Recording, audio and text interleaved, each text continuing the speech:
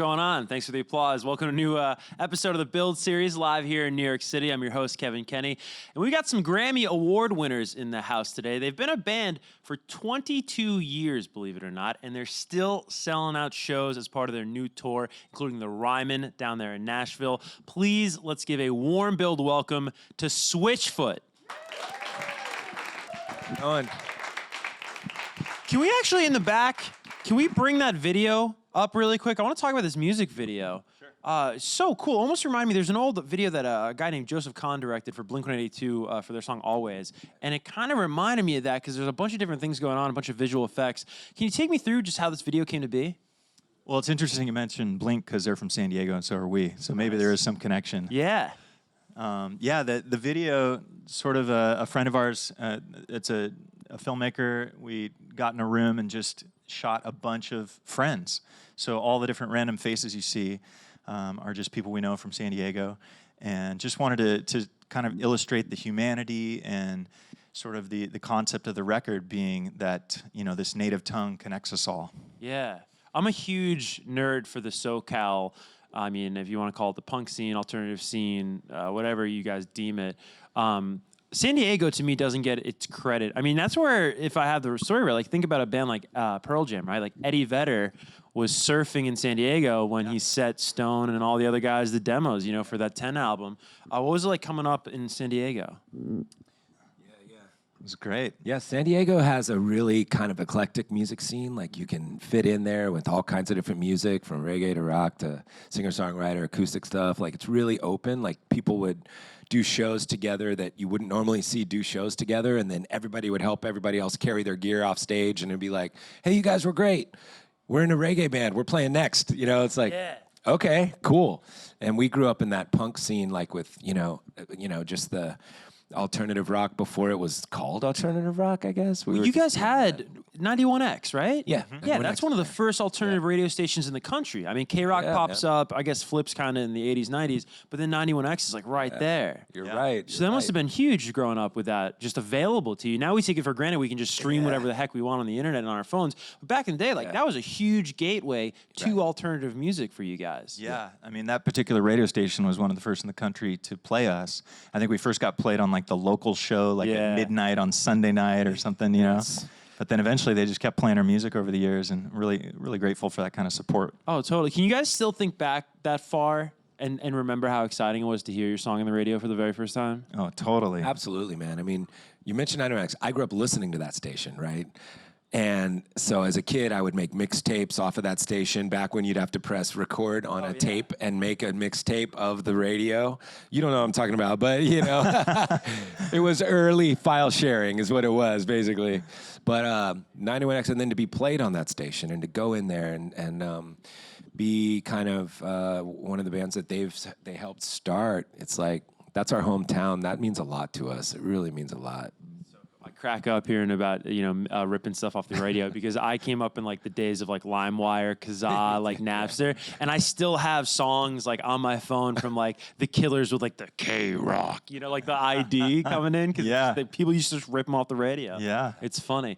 You guys have had such a long journey. We're talking about the old days, but let's talk about what you guys are doing this year. You're on the road right now with Colony House. Speaking of geeking out about San Diego, I gotta geek out about Colony House with you guys. I'm a huge fan of Colony House. Great band. I met them in Austin, Texas a number of years ago, but how did you guys link up with them?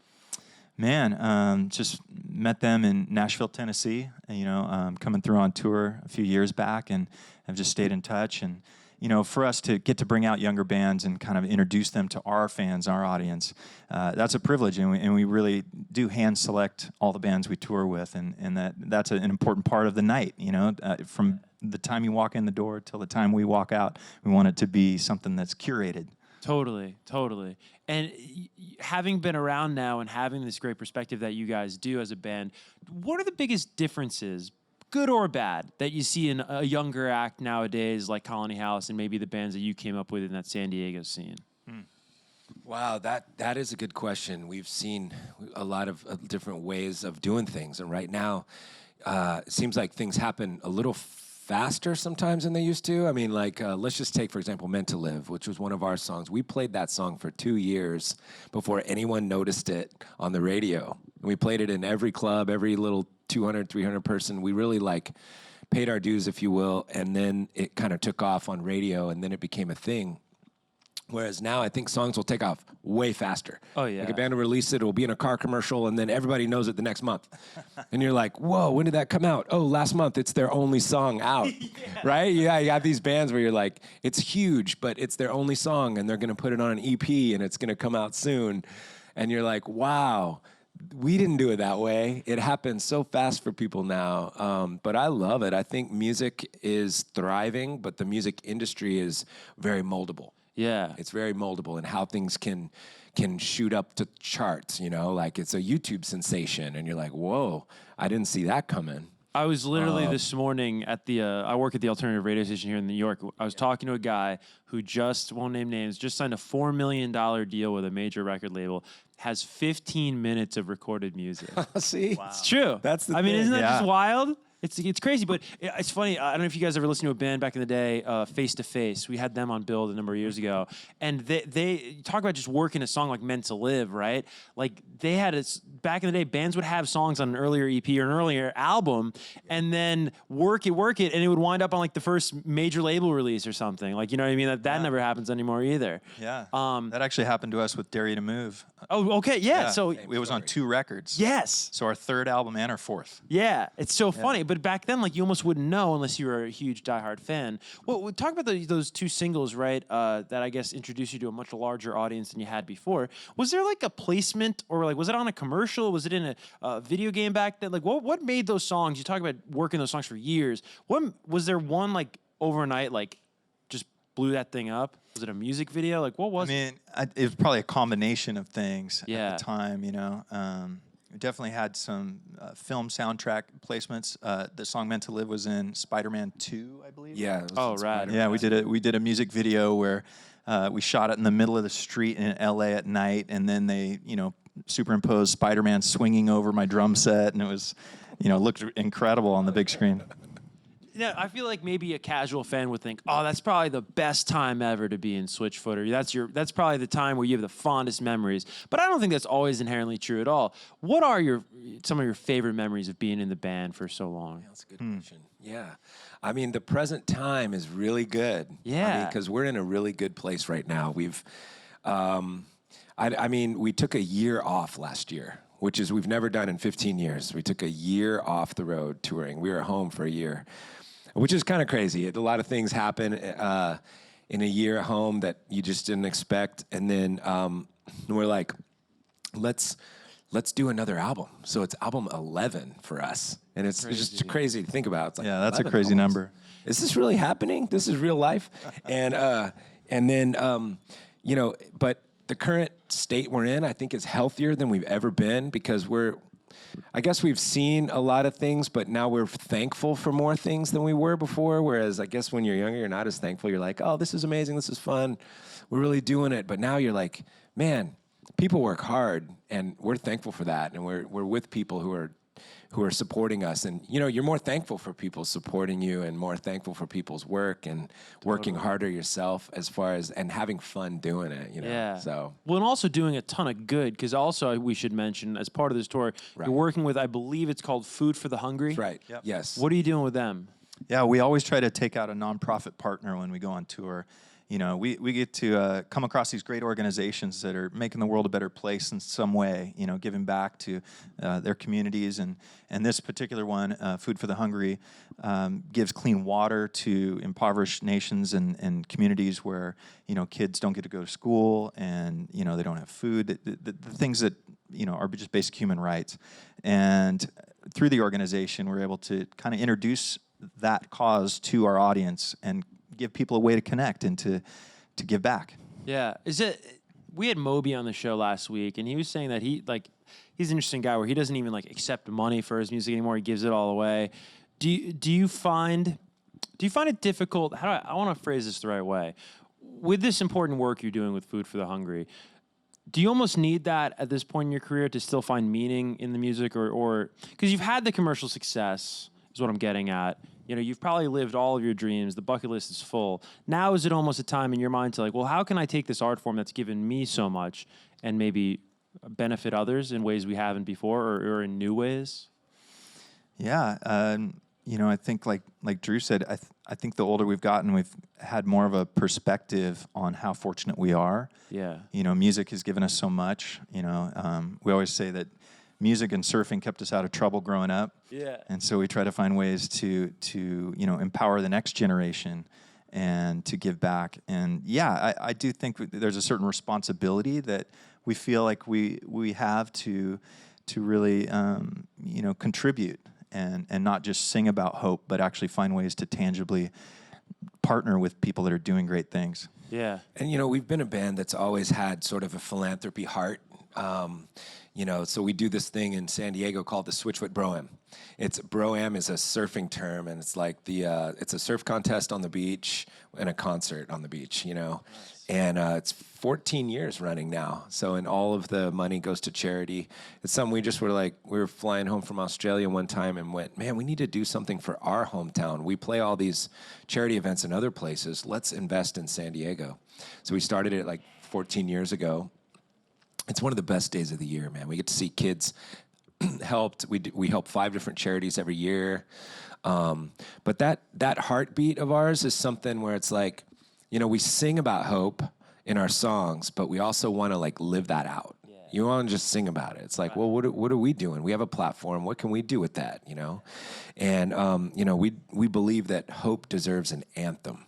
It's a concept that helps people, that really brings people through hard times in their lives, and our music has been that for a lot of people, and we feel like music has been that for us, and we're a band that believes hope deserves an anthem, like a song that people are like singing at the top of their lungs because they believe that they're going to make it, and we want to be a band that's singing that kind of song. Definitely. I mean, the song that comes to mind is the title track of this record. At what point did it become obvious to you guys or clear that that song was going to title the entire record? Because that's kind of a bold statement, right? To take a song title and make it the whole project's name. Yeah, and that is exactly what happened. Tim, our bass player, came up with the word, native tongue, those words, and we were just wrestling with that, like, wow, what is that? And then the song birthed from that conversation. And then we were like, wow, I love the concept that love is our native tongue, because we're surrounded by hate and fear so much in the media and in the world today. It's overwhelming. And, to kind of find this commonality that people share, that you sort of forget the older you get jaded to that and, beat up by the world and life. And I think the song's a reminder of that concept to myself, to each of us, that love is our original native tongue. Beautiful, man. The hiatus that you guys took for about a year, was that always supposed to be a hiatus, or was that basically at a certain point in time, like, maybe this is over? Wow. It was definitely a big pause. Yeah. After so many years of touring and making records and, to kind of hit the pause button. You never stopped. We have never stopped. Yeah. That's right. We've 15 years, 20 years on the road, kind of every year. And then, when you stop, a lot of things catch up with you. And you're like, wow, there's a lot going on in home life and family life, and a lot of things from the road that I need to kind of detox from, if that makes sense. Because road life is not real life. No. Like, it's really not. It's people cheering for you and, free food and drinks around you all the time is not real life. Yeah. That's not real life. That's not normal. You don't just walk in and take things off the shelf.